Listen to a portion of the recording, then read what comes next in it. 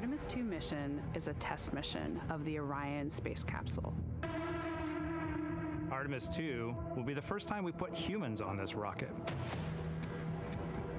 We're going back to the moon because it's the next step in our journey to Mars. We were always going to the moon. Pushing ourselves to explore is just core to who we are. That's a part of being a human. And liftoff. We shall return. Continuing to test out every bit of Orion. Coming back to Earth, 7 miles a second. When humanity sets big goals, we can bring together genius from around the world. You have the best people on planet Earth putting this vehicle together. That's what's up. To innovate for the benefit of humanity and to inspire the world through discovery. And here we go.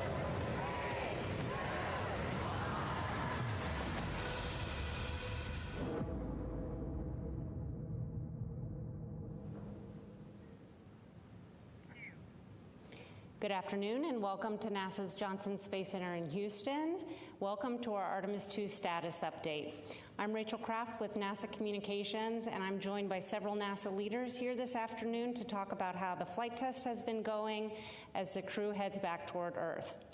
They are Lakeisha Hawkins, Deputy for Artemis, Rick Henfling, Entry Flight Director for the mission, Debbie Korth, Orion Deputy Program Manager, and joining us by phone from the USS John P. Murtha, Lily Villarreal, the Artemis Landing and Recovery Director.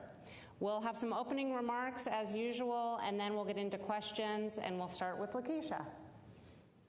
Thank you. And thank you for your continued interest in our mission and in Artemis.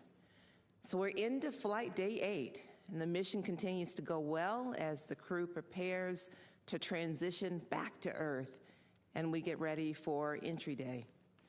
After an exciting day of science on Monday and a day for the crew to recover and then achieve some other flight objectives yesterday, the team is turning our attention to the return and getting the crew safely home. Now, because this is a development flight, we are thinking about what we can still learn in the remaining days to better understand the systems and to inform future missions. And we're still getting a lot of imagery down from the spacecraft and from the crew. And I wanted to share a couple of the imagery highlights today. The crew was able to send down a group photo, and it's great to see them doing so well and in such great spirits. And I'm happy to see Rise there front and center with the team. We can't wait to welcome those smiling faces home. Now, the crew also took an image yesterday of the Milky Way, which is stunning. And free from atmospheric interference, the crew could see the glowing ribbon of stars and filaments, a clear view of our home galaxy. So I also wanted to highlight a few additional things that we're learning through this test that are directly feeding forward to our next missions, including Artemis III. Now, in the area of science, in addition to the lunar science activities that we saw on Monday, our other science and payload activities continue to progress as planned. At the Marshall Space Flight Center in Huntsville, Alabama, our Payload and Mission Operations Division is operating our AVATAR, or also the immune biomarkers experiment, as well as the standard measure activities. And these activities are going to really help us understand how the deep space environment impacts the astronauts during the Artemis missions. The experiments about human health are going to give us data that we need to be able to live on the moon longer as we develop the moon base and be able to prepare for farther trips like going on to Mars. During Apollo, they didn't gather this kind of human health data, and we can't get this information during low Earth orbit missions. So in terms of performance of the hardware, as we heard from the administrator yesterday, the mobile launcher is in good condition overall. And while we need to fix a few things, having the mobile launcher in good condition really ensures that we'll be ready to start stacking the Artemis III vehicle according to the timeline that supports launching that mission next year. You heard previously that the SLS performance was about as good and flawless as we could have expected. And the SLS team already has begun digging into all of that data for detailed post-flight analysis to see if any refinements need to be made going forward. And the data that we're getting from the Orion manual piloting demonstrations, including the proximity operations demonstration we had after launch, are critical to ensuring that we can dock with human landers during Artemis 3 and beyond. And we heard in real time from Victor during the ProxOps demonstration how precise the handling appeared to have been, and the other demonstrations are proving us with even more data. We have lessons we're going to address before Artemis 3, including some of our water valve operations, the wastewater venting that you've heard quite a bit about, as well as the service module pressure control assembly operations. And we're also learning about how long some of the activities inside the cabin should take. Our suit demonstration from several days ago provided helpful insights for future suit crew emergency operations if we should need them. We've also elected to skip the radiation shielding or parts of it, the demonstration, to allow more time for transition of the cabin to prepare for entry. And Rick will talk a little bit more about that. And these learnings are helping us get ready for our next mission. And when the mission goes well, it can look like flying to the moon is easy. It certainly is not. We can't forget that this is a test flight and are taking everything that we're learning forward to support the next mission. This has been a good mission so far, and we're nearing the end, having retired a significant number of risks over recent days. But the team remains focused, and we're making sure that we don't take our eye off the ball. Countless hours of people working together behind the scenes have been preparing for these moments, and people are still giving their all to ensure mission success. We continue to improve to make our ultimate goals of going to the lunar surface, building the moon base, and eventually sending the first humans to Mars a reality. So I appreciate your continued interest, and with that, I'll pass it to Rick to provide an update on operations as we get ready to bring the crew home. Thanks, Lakeisha. So since we last got together, there's been a number of activities completed last night as well as today. Our primary activity yesterday evening was to perform our first return trajectory correction maneuver, RTC number 1. That was 1.6 feet per second. It lasted 15 seconds, and it was using the service module reaction control system thrusters. That burn was initiated at 8:03 p.m. Eastern Time last night. As far as today, we were able to get the crew in their orthostatic intolerance garments. These are special garments designed to help ensure the proper blood flow for the crew members when they return to the pull of Earth's gravity.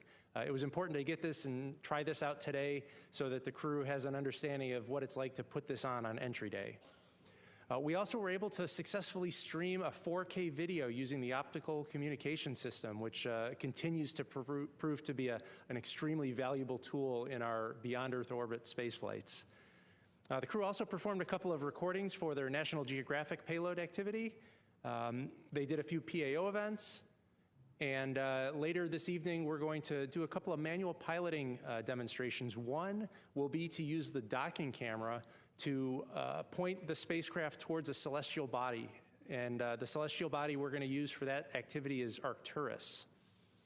Once that activity is complete, we're going to do another manual piloting demonstration where the crew is going to center the Earth in the field of view of one of the windows, and then they're going to fly the spacecraft to an attitude where the tail points towards the sun. This is important in order to be able to show that the flight crew can maneuver their spacecraft to get power and generate power so they can continue to power the subsystems on board the spacecraft. Finally, we're going to finish with a portion of that radiation shelter demonstration that Lakeisha talked about. Ultimately, the radiation shelter demo was largely a stowage activity for us. We had to remove a bunch of stowage from a couple of lockers and show that we could get a crew member to shelter in that locker. While we don't need any more practice moving stowage around, we're going to get plenty of that on flight days 9 and 10. It was important to show that we could provide proper ventilation to the astronaut if they were to shelter in that stowage. And so the way we're going to provide good ventilation is through the suit umbilical. So when the crew members put their launch and entry suits on for entry, one of the umbilicals they made is for airflow, and we would repurpose that umbilical and show that we could provide proper airflow to the astronauts when they're in somewhat of a confined space of the stowage locker. Once we get through today's activities, then the focus really is going to shift to entry. And I think the first graphic is important to show up here for some of those critical events. You know, the first one that we're really going to have to keep our eye on is crew module and service module separation. That's going to happen about 20 minutes before entry interface. Once we get through the separation of the service module, we're going to do one final burn. It's called our crew module raise burn. This is typically not a burn that's going to be required, but it's our final opportunity to fine-tune our flight path angle before entry interface. So we'll perform that about 16.5 minutes before entry interface. Once that burn is complete, the spacecraft is going to make a couple of roll maneuvers. This will provide additional separation between the service module, which is headed for a destructive entry in the Earth's atmosphere, from the crew module, which obviously contains our 4 astronauts. Once those rolls are complete, the crew will go visors down, and then they will be in a isolated environment in their launch and entry suit until after splashdown. We'll hit entry interface at 400,000 feet, about 1,950 miles away from our landing site, and that's when the fun really begins. The 24 seconds after entry interface, we'll hit our blackout, which is the point at which the plasma has built up around the spacecraft such that it interferes with our ability for the transmitters on Orion to transmit telemetry. This is nominal. It'll last 6 minutes. Once that 6-minute blackout is done, Orion's going to be at about 150,000 feet. So still falling pretty quickly. We're going to be within a couple tens of miles of the landing site by that point. And then our focus is going to shift to deploying the parachutes. We've got 2 drogue parachutes that'll deploy. It'll be about 22,000 feet. That'll slow us down to about 200 miles an hour. And then we'll deploy the 3 main parachutes. Those are the orange parachutes you see in the image. That'll happen about 6,000 feet altitude, which will slow the spacecraft and her 4 inhabitants down to a gentle 20-mile-an-hour splashdown in the Pacific Ocean. We'll get the spacecraft power down about 15 minutes after splashdown, and then I'm going to hand over to Lily Villarreal, our recovery director, for mission authority. Let's go to the next graphic, which has a little bit more detail on some of those events. Here's a plot of what entry is going to look like. You can see it's only 13 minutes from entry interface until splashdown, so it's going to happen pretty quick. And the flight control team here in Houston, we're going to be without comms with the flight crew for 6 of those minutes. So it's going to start quickly, and it's going to be over even faster. Next page. And then for a graphic of all the parachutes that are going to deploy, the first thing before we deploy the drogue parachutes, we have to jettison something called the forward bay cover. It provides the protection for all the parachutes, and that's what's going to get jettisoned at about 35,000 feet. There's a window for the jettison of the forward bay cover, so if it doesn't happen at 35,000, it can happen lower, as low as 24. And nominally, we actually expect it to happen closer to 24,000 feet. Next page. And then if you're looking for a little bit of insight on our approach trajectory, we're going to have entry interface a little bit southeast of Hawaii. And after we fly 1,957 miles over the surface of the Pacific Ocean, we'll be landing in our targeted landing site off the coast of California. I think that's all I have for graphics, so I will turn over to Debbie. All right, thank you, Rick. So yeah, I'm happy to be back today, able to report that the Orion systems are all operating nominally, remain healthy, and we are just trekking our way home from the moon. So really excited to be just a few days away from that happening. Did want to talk a little bit about something you may not have seen yet. And if you pull up the full first graphic, it's a short video. Our engineering team supports the mission from a facility called the Mission Evaluation Room. It's the MIR. And so this is pictures of our team. There's 24 separate consoles, so this is different than the flight control room that you see a lot on NASA TV. These are our engineering expertise that supports Rick's flight control team. And so they've been on console since about 48 hours before launch, keeping a close eye on all of the systems, looking at all the data, modifying procedures as needed, and then just watching how the systems are performing. So providing all really deep technical insight to that operating team. So that's also located here in Building 30 in the Mission Control Center. And so that's our MIR team working hard around the clock supporting the spacecraft. Second graphic I have is a few days ago I showed you some imagery of the crew module images we got down from our first external survey that was right after the TLI burn. So we actually do another external survey on the way home. This is our inbound external inspection. So I think go to the next slide. Yeah, so this is kind of two different views of the spacecraft. Again, did a comprehensive review of all the imagery that we were getting down off the surface of the crew module. No concerns, no issues seen that would make us have any pause for the reentry phase. Everything is in excellent condition for that entry. So that's our pretty crew module. I think we have a couple of pictures of the service module as well. Yeah, so we obviously don't bring the service module home. As we mentioned, that gets separated about 40 minutes before splashdown, but we did get some nice imagery. And the next one I thought was interesting. It's a picture of the solar arrays, but it's actually the backside of the solar array, which we don't normally see. So anyway, poured over all this imagery, and everything looks really good for the return. Operations-wise, there's a few other things going on in the cabin. One interesting test that we're doing today is when you pressurize the cabin, the panels and things that are connected there, kind of shift around a little bit. And so we're having a demonstration of can you actually remove some fasteners in those panels and put them back in? Do the structures still line up enough that you can do that? This is to help us prove out if we needed to do any kind of maintenance or contingency access to like our ECLA system. So we'll be looking at that today to see if that demonstration works out well. We're also doing some demonstration what's called 20 by 20 degree dead banding. This is pointing the spacecraft a little bit different throughout the day to test thermal responsiveness of the systems externally to see if we can expand our operating envelope for future missions.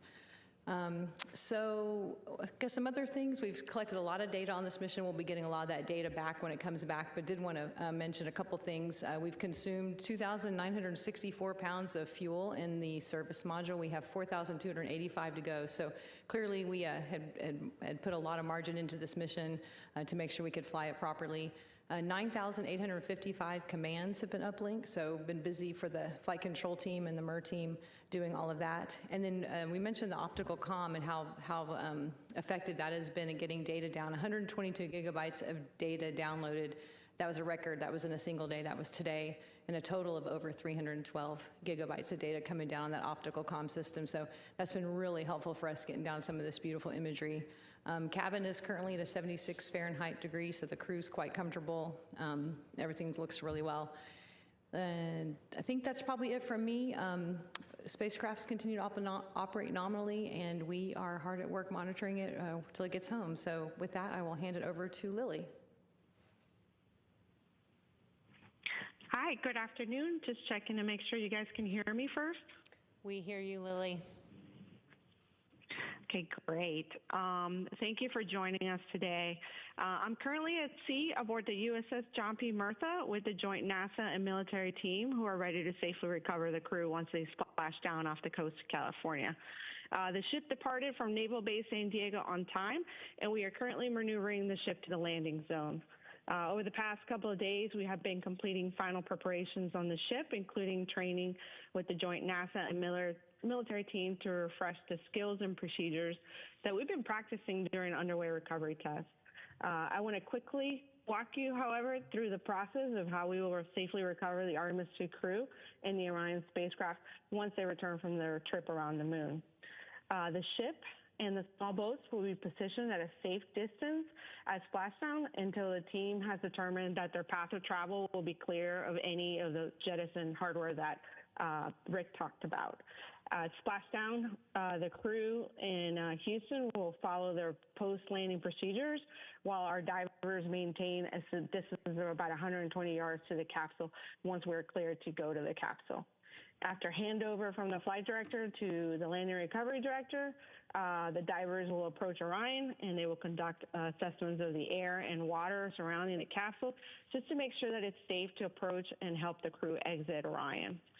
After ensuring the area is safe, they're going to go ahead and open the Orion hatch and help the astronauts from their seats to a large inflatable raft that we call the front porch.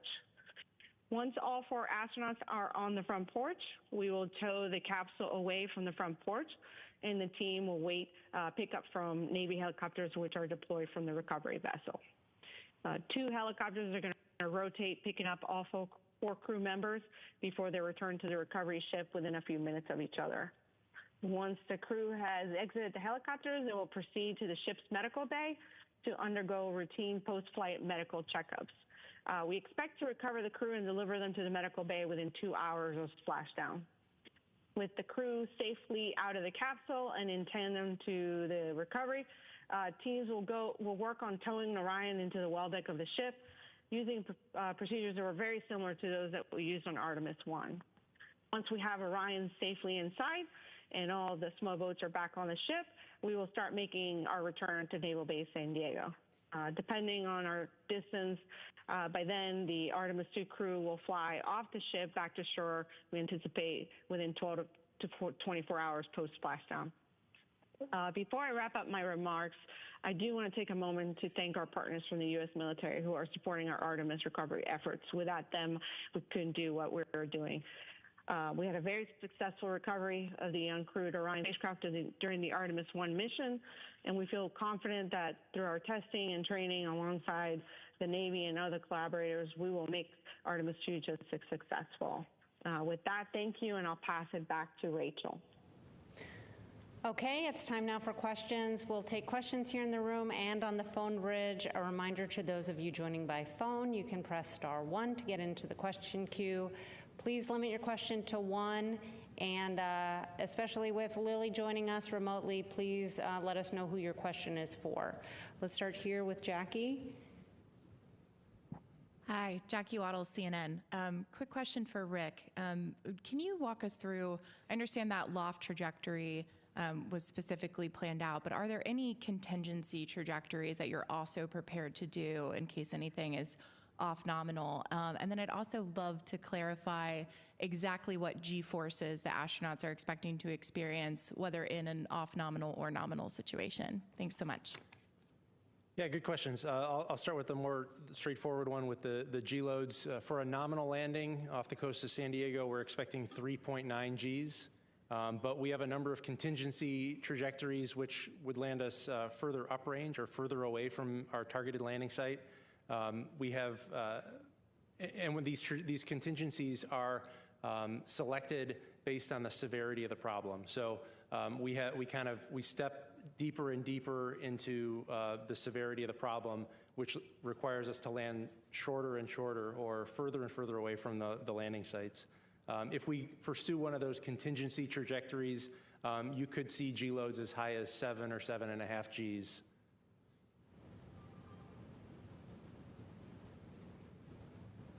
Okay, we'll go with Josh here.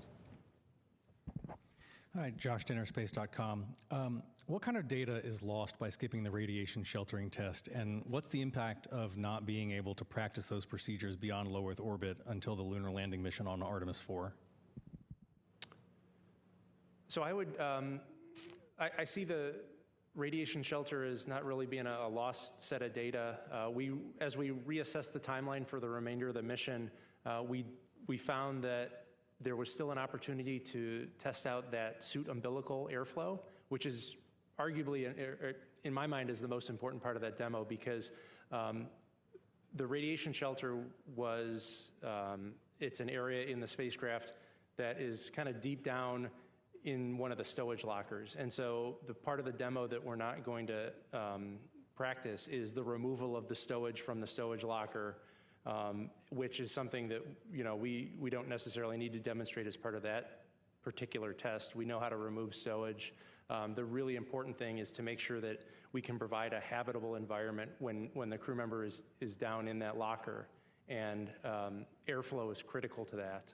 If you're in zero gravity, you can develop pockets of carbon dioxide if you don't have sufficient airflow, because there's no convection to move the air around when you're breathing, and you end up having kind of a pocket of CO2 forming around your face.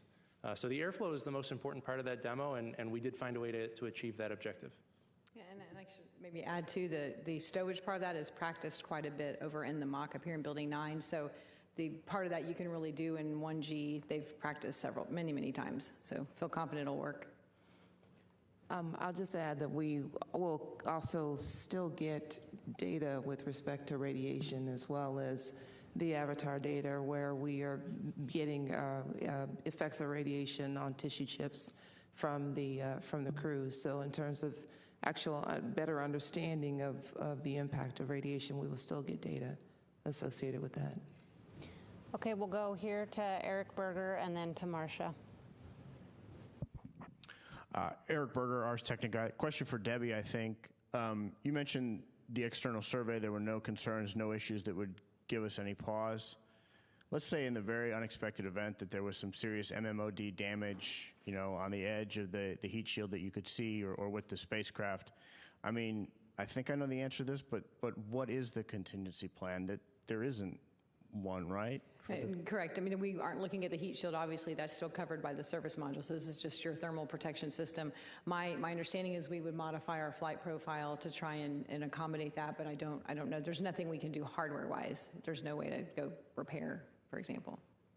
I would add that depending on the nature of the damage, if that were even something that we would have to consider, you can assess the various flight profiles, the ballistic landing profile, the loads managed, and you could try to pick one that was the least stressing if there were something of concern. But as Debbie said, we did the survey, and there's nothing to be concerned about for entry.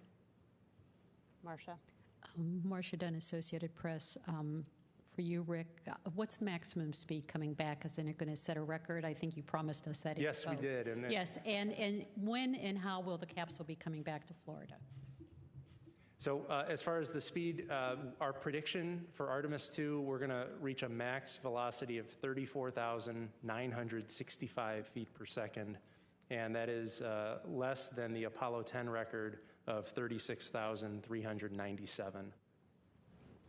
And the answer on how it comes back to Florida, we'll be trucking it back. So it'll get some conditioning done as soon as it gets back to San Diego, some quick inspections and other things we do there, but immediately, as quickly as we can, put it on a truck and it gets driven back to Florida, back to the facility where we'll start doing the deservicing there. It's closer to two weeks. Mm-hmm. Mark. Mark Carroy with Aviation Week.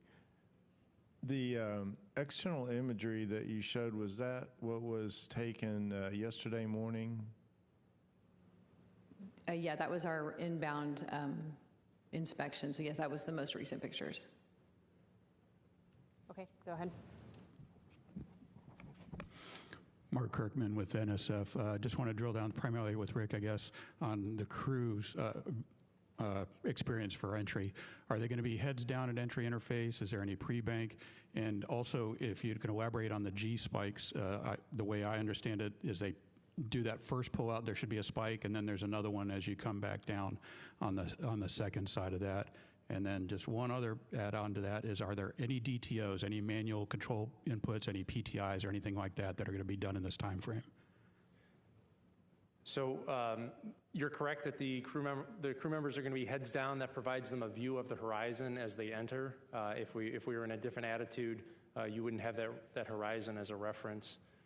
Yeah, there are two different spikes in the G loads, but again, the max is 3.9, so you get about two similar 3.9 Gs on entry as you do the various roll reversals.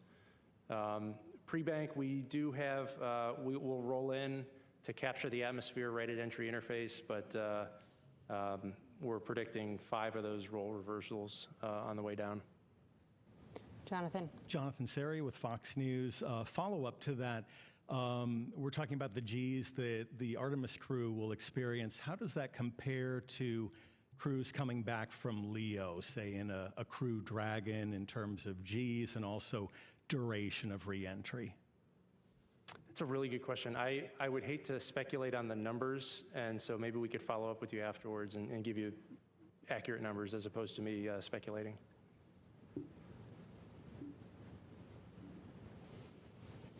Okay, we'll take a couple questions from the phone.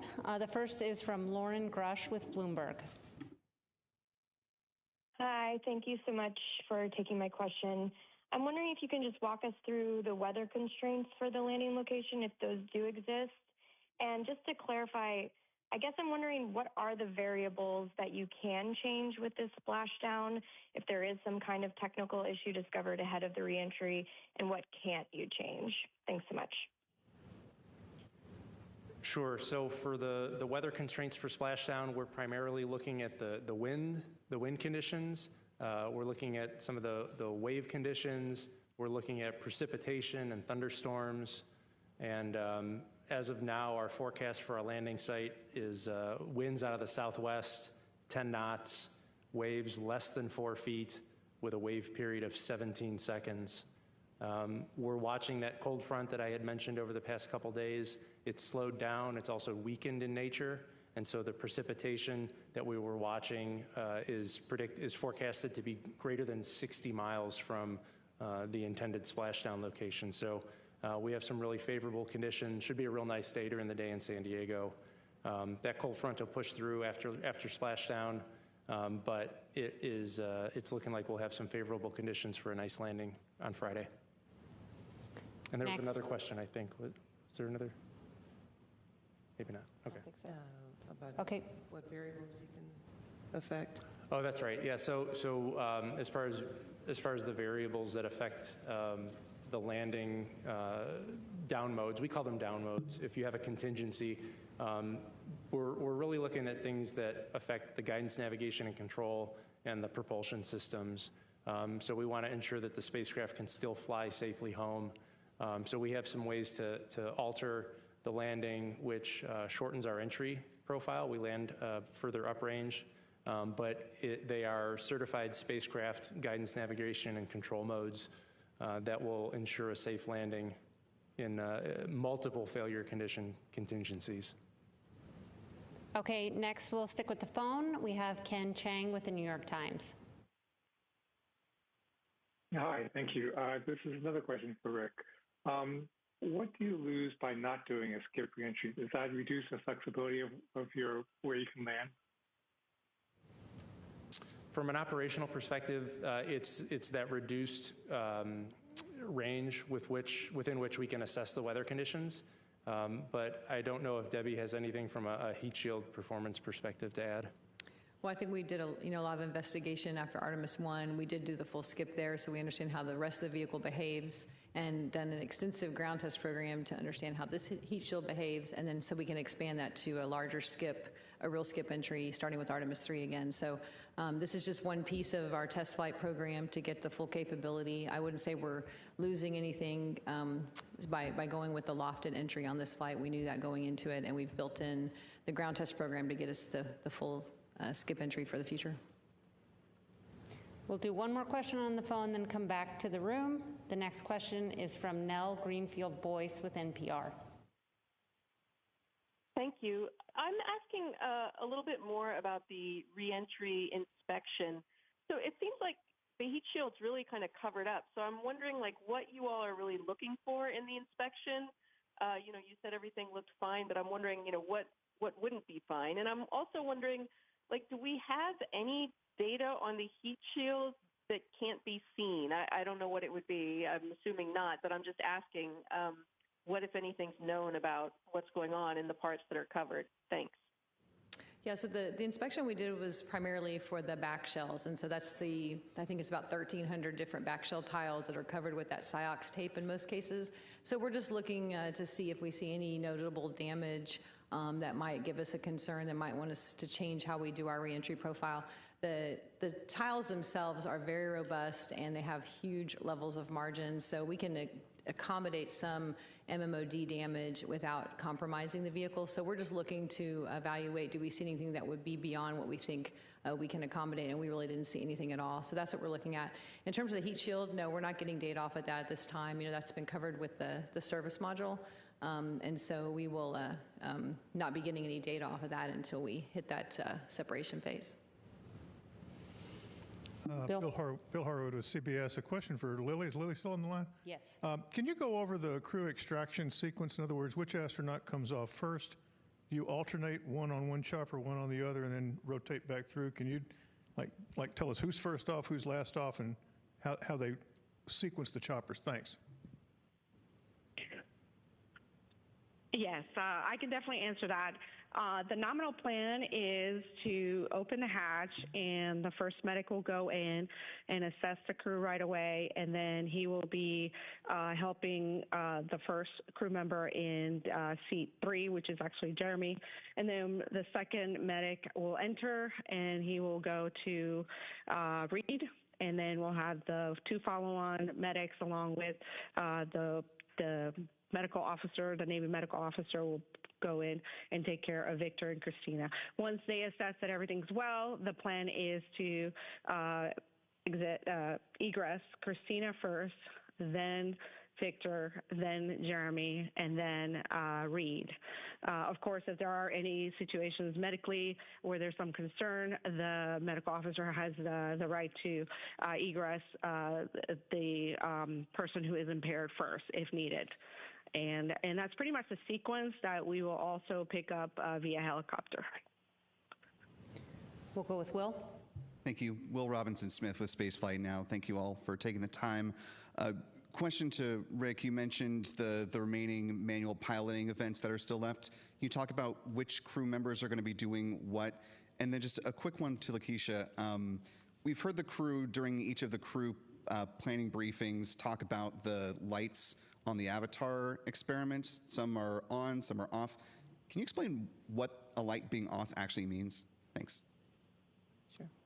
As far as the manual piloting demonstration this afternoon, all 4 crew members are scheduled for that event. And from what I recall pre-flight, Reed really wanted to ensure that this spacecraft could be flown by pilots and non-pilots. And so I would expect everyone to have an opportunity to have a chance to fly the spacecraft so that we can understand the handling capabilities of Orion, both from a pilot's perspective as well as from a non-pilot, because by demonstrating that Orion is capable of being flown by pilots and non-pilots, you open the door for a wider range of future astronaut selections and flight crew assignments, because you no longer have to be beholden to there being a test pilot in the commander and pilot seats. You can really allow anyone in the astronaut corps to help fly that spacecraft.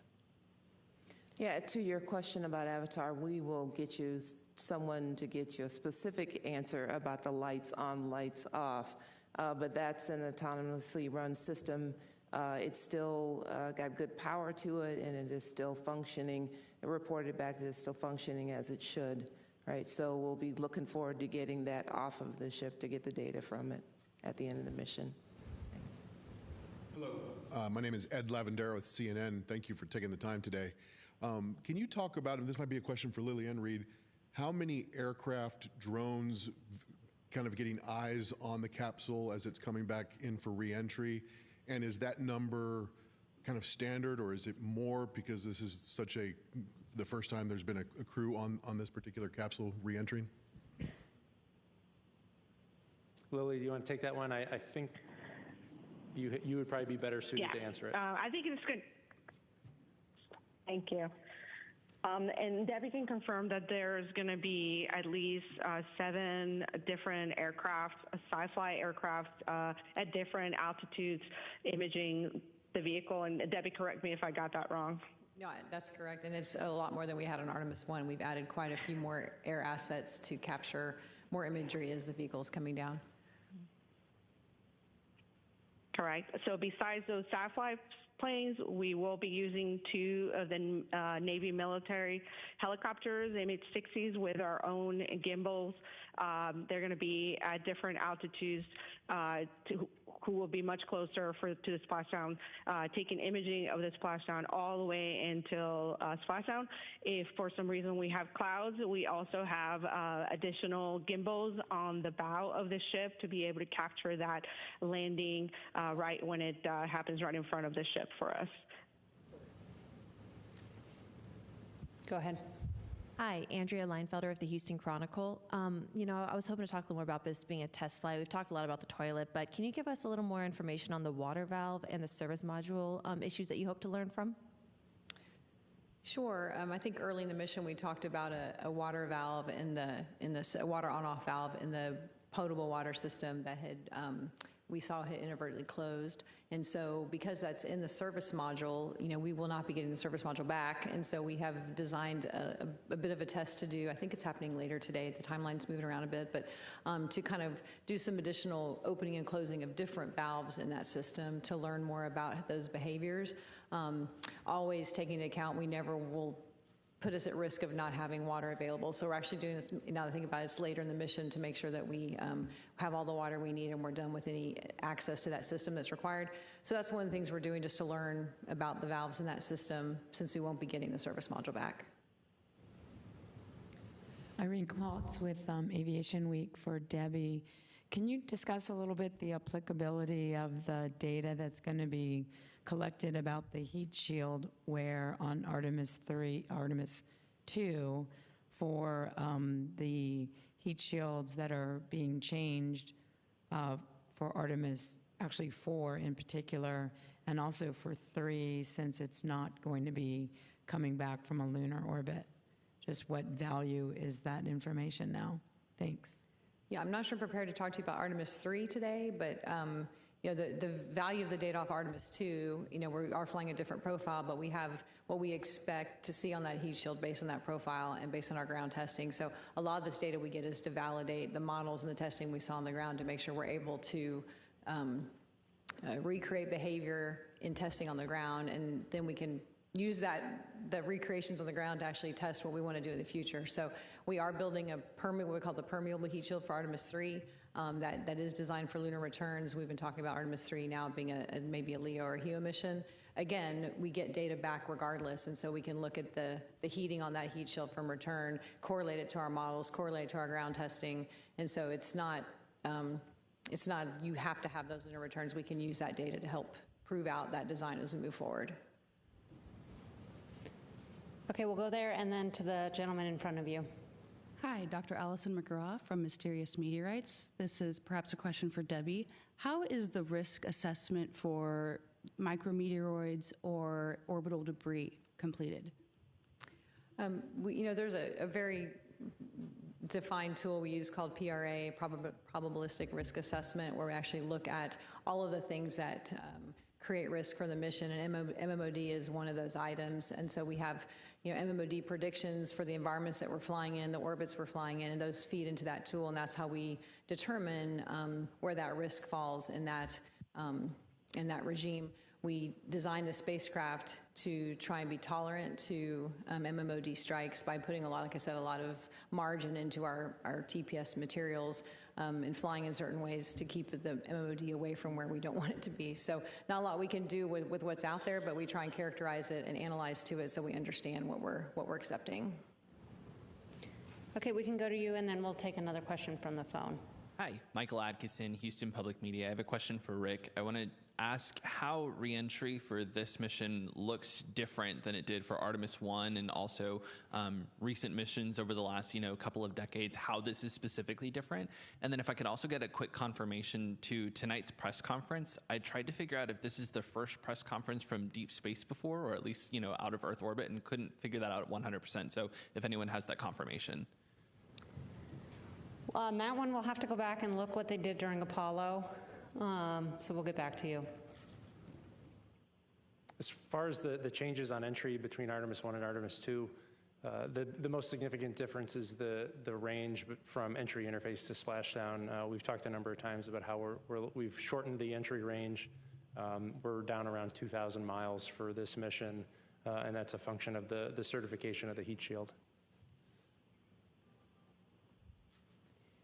And we did just actually get a quick follow-up that there were in-flight opportunities with the crew during Apollo. Okay, we'll go to the phone. We'll get a question from Micah Maidenberg with the Wall Street Journal. Hi, thanks, Rachel. Just a couple of things for Rick. Rick, how long does the period of max velocity that you mentioned last? And can you talk about sort of the expectations for crew during reentry? Are they expected to be silent, make verbal observations about what's going on? Thanks. Yeah, the period of max velocity shouldn't last long. We're continuing to speed up as we speak. We're getting closer and closer to Earth, and our velocity is increasing, and it'll peak out right around entry interface. As for what's going on in the cockpit, it'll be very similar to when you're on board a aircraft flying commercial. The pilots are nothing but professional because they're focused on the task at hand. And so I expect the cockpit to be silent as Reed and Victor monitor the spacecraft performance. If all goes nominal, they will not need to take any actions, but they have been trained working with my team of flight controllers to respond in the event that we are faced with an off-nominal scenario. Our next question is from Joseph Howlett with Scientific American. Hi. From the mission thus far, I'm curious if there's any lessons you've learned that have informed the plan for reentry. Are there any new risks or contingencies that you're thinking about based on what you've learned so far aboard? As far as what we've learned throughout the mission that has changed how we've done entry, we really have had a really well-functioning spacecraft. My team is going to take the console tomorrow, and we're going to have a briefing with the flight crew in preparation for entry. And really, we don't have any major things. Debbie's got the water valve testing that they talked about, but again, we're going to jettison the service module. The crew module propulsion system is nominal. We're going to activate that tomorrow and see how it's functioning. And so we're planning a nominal entry with procedures just as we had developed them pre-flight. Joey. Hey, thanks, Joey Roulette with Reuters. What's the temperature going to be inside the cabin at peak heating or peak velocity? And for any of the little tiny problems that have popped up during this mission, like the toilet and that weird smell that the crew was experiencing, is there anything you have to do with those before re-entry, or is there any problems they might pose during re-entry? Thanks. I would say from a hardware standpoint, nothing we're doing on those relative to reentry. We have not had any reports of that smell again, and so we'll look more into that in the crew module when it gets back. Things like the wastewater venting, we have some new work planned on the dock at the Naval Base San Diego to try and get some early data off of that system. So we're modifying some things on the ground as soon as it gets here to get some data back very quickly, but nothing that we're changing in the mission profile relative to those items. And recall on entry, the crew will be suited with their visors down in a pressurized suit so that they're going to get cool air, and so regardless of the cabin temperature, they'll remain cool and comfortable in their suits. Jackie Goller for the Times of London. I wondered if Lily could just tell us, are there any other recovery or rescue assets in the area? The expectation that the capsule is just going to plop right in front of the vessel. I was just wondering if there's other stuff in the area in case it doesn't. And also, could anybody just talk us through how you, what's going to happen with the astronauts after they come back here? Has there been conversation about what their wishes are in terms of public appearance and so on? Thank you. Okay, this is Lily. I'll answer the first one. Yes, we still are working with the military to ensure that if there is an off-nominal event, that we have rescue forces ready to go to the site of the off-nominal landing. And so we have C-17s with PJs that are stationed at Joint Base Charleston, ready to deploy if needed. And then we have a C-17 with PJs and also all of the hardware that's needed to rescue the crew at Joint Base Pearl Harbor, ready to go at entry. So we're pretty much covered if there is an off-nominal event and they do not land where the ship is. Now, if they land, a short distance from the ship, obviously we will start heading towards the splashdown site. And I'll let somebody else take the second question. Yes, we do hope to have an opportunity to hear directly from the crew once they return to Earth several days after their return. Okay, let's come down to the front row here.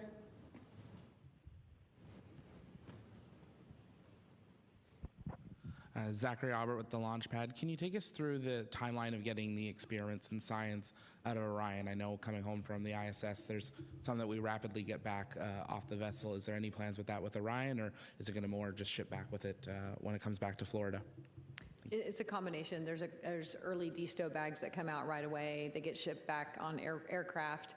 Some of the data storage that's got some of the imagery and other technical data will actually be downloading those cards onto computers, making copies there in San Diego. So it's a combination depending on the criticality, and then the vehicle itself comes back, with the rest of the equipment. TJ. TJ Mascara with the Epoch Times. Thanks so much. For Lakeisha, sorry if I missed it earlier. I know we were talking about radiation data. Have you all been able to gather, or have any of that radiation data downlinked yet? And have you guys been able to take a look at it? Or is that all going to be after? So I think I was referring to the Avatar data, and that data will obviously be brought off of the ship once it's returned. Okay, we'll take one from the phone. This from Manuel Mazzanetti with Exploración Espacial. Thank you so much. Manuel Mazzanetti with Exploración Espacial. A question maybe for Rick. This is not regarding entry, but the simulation that the crew performed with the oxygen. I would like to know if they provided some feedback after this exercise. I understand that they were doing in different speeds, how they felt about it, and if you received some feedback from this test. Thank you. Manuel, we have not, we're not hearing you quite clearly. Can you try again, please? Yes, I apologize. Manuel Mazzanetti with Exploración Espacial. I was asking Rick if he can provide if the astronauts gave some feedback regarding the test with the oxygen on board the capsule a few days ago. They were doing at different speeds, and I wonder if the crew provided some feedback of improving the process, or if they felt okay with it. So I'm not particularly aware of any specific feedback that we've gotten yet from the OX suits from putting them on before, from putting them on earlier in the mission, but the experience gained from having a chance to put them on during the mission and not just before entry is invaluable to the crew. They will have, no one's put an OX suit on in zero gravity before, and so the lessons that they learned from doing it in a arguably less stressful time in the middle of the mission, it's going to pay dividends for when they have to put it on entry day, when there is a little bit of a time constraint, because we need to ensure that they're suited and seated before entry. Miles. Hi, Miles Doran, CBS News. One question for Rick and one for Debbie. Rick, how long before entry interface and roughly at what altitude, if you know it, are you switching back over to TDRS and getting GPS back? How quickly is that sequence of events happening? And Debbie, after Artemis 1, the main parachutes and the forward bay cover weren't able to be recovered for inspection. Is there anything you wish you knew about how they performed that you don't know based on other data that you were able to get? Thanks. So as far as the handover from the Deep Space Network to TDRS, that's going to occur approximately 38 minutes prior to entry interface. Once the handover is complete, you'll hear a comm check from Capcom to confirm we have a good link. And I just think this is a good time to acknowledge that the Deep Space Network has been performing exceptionally through the mission. It was a watch item as we were preparing for the mission over the past couple months, but the team that has been managing those systems and ensuring good communications has really performed tremendously, and their efforts pre-flight have paid dividends. Yeah, I'd say on the parachute question, the Artemis 1 was one data point, and so we really don't, it's a demonstration of how the parachutes perform, but our certification is really based on extensive ground tests where we are, chunking parachute assets out the back of a plane in Yuma and looking at all different kind of corners of the box when you have one chute out or two chutes out or one drogue and you miss a main. And so you're doing these tests on the ground to really prove out that system. So I'd say, not getting the asset back, that, you can always learn by visually inspecting it when it comes back, but that's not what we base our certification on. We are putting the parachutes for Artemis 2 on the, we would like to recover them and see if we get those back. But part of the reason of adding all the additional air assets that we spoke of earlier was to get some really good imagery of those chutes if we don't get them back. Okay, we'll take one or two more, and then we'll go ahead and wrap up. Go ahead. Hi, Nick Notario with ABC 13. Question, Rick, for you. Give us the difficulty about what you're going to do relative to the launch, the lunar flyby. For people at home, how hard is this splashdown that you all are trying to accomplish? And what are the nerves like here at JSC to make sure that those astronauts return safely to Earth? I don't know if it's necessarily harder. I think it's just a different environment. It's very dynamic, so similarly to the launch environment, there's not a lot of time to react. When we're performing the launch of any rocket, no matter who's in charge of the launch, there's not a lot of time to respond. And we've talked a little bit, and we showed the video of the engineering team and how the operations teams and engineering teams have been working well together. Unfortunately, when we're in a really time-critical, dynamic environment, we don't have as much of an opportunity to exchange information and talk through nuances of failures. And so what's different for entry is more that there's more of a reliance on the operations teams as the experts to provide a recommendation and safely ensure that the astronauts return home. I'll just mention that Debbie mentioned a little earlier about the probabilistic risk assessment. We don't talk a lot comparatively about the risk of one part of the mission relative to another, but obviously, launching the rocket in Ascent is a significant part of the risk that we've retired and is behind us. But obviously, we're down to the wire now. We're down to the end of the mission.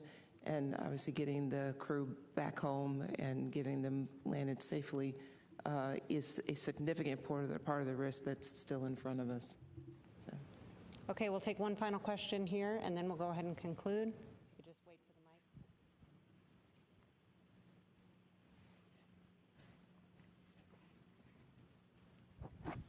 mic. Thanks for taking my question. I'm very sorry, it brings up the dreaded toilet again. But there was some conversation between the crew and control, I think it was yesterday, about the volume in the tank needing to keep on top of that ahead of re-entry. I was just wondering if you could give me some more information about what that concern might have been, or whether it even is a real concern. I take it from your previous answers, you're happy about the conditions for re-entry, but why could that be an issue? And if it is an issue, has it been resolved? Yeah, I think the issue that, if it's specific to reentry, is with that tank, it's not, we've been talking for the last few days, it's not venting as effectively as we had hoped or had planned. And so that tank may have more volume in it on reentry day than our initial models had analyzed. And so we're just looking at, with a tank of that volume, are we okay? And we're perfectly fine. So just double checking loads and things like that. And CG of the spacecraft, things are moved around and packed differently, so all that's part of that assessment we do right before reentry. Okay, we'll go ahead and wrap up. I want to thank our participants for joining us today. We do have one time change coming up with the crew news conference scheduled for later this evening. That will occur approximately an hour later. Plan to start at 9:45 Central Time, 10:45 p.m. Eastern Time. You can stay tuned for all the latest updates, including imagery, at nasa.gov, and thank you for joining us.